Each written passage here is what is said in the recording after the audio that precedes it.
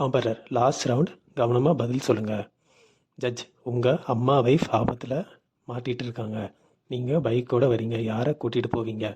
எல்லாரும் அம்மா இல்லை வைஃப்னு சொல்கிறாங்க. முத்து நான் என் பொண்டாட்டிக்கிட்ட அம்மாவை கூட்டிகிட்டு போக சொல்லுவேன். என் பொண்டாட்டி நல்லா பைக் ஓட்டுவா. என் பொண்டாட்டி திரும்ப வருவா என்ன கூட்டிகிட்டு போக.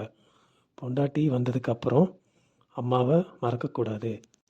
ஜட்ஜ் வாழ்க்கை வாழ எது அளவுகோல்? உங்கள் ஒய்ஃப் கிட்ட டிஸ்கஸ் பண்ணி சொல்லலாம்.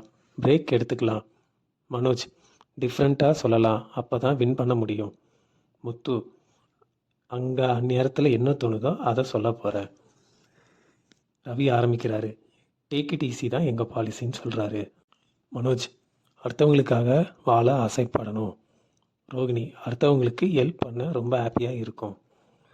முத்து தேவைக்கேற்ப உழைச்சா போதும். ஜட்ஜ் உங்களுக்குள்ள சண்டை வந்தால் யார் சாரி கேட்பீங்க? ஸ்ருதி ரவி தான் சாரி கேட்பான். மனோஜ் நாங்கள் சாரி யூஸ் பண்ணதே இல்லை.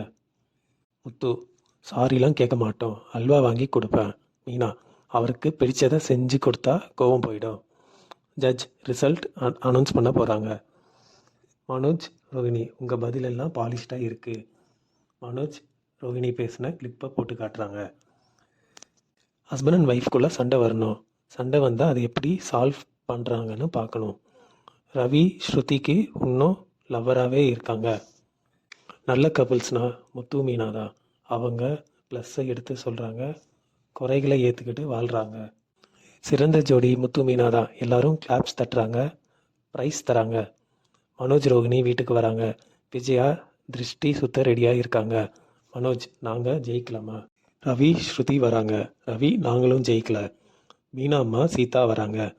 மேலதாளத்தோட முத்து மீனா வராங்க. சீதா வாழ்த்துறாங்க. செல்வம் மாலை போட்டு விட சொல்கிறாரு.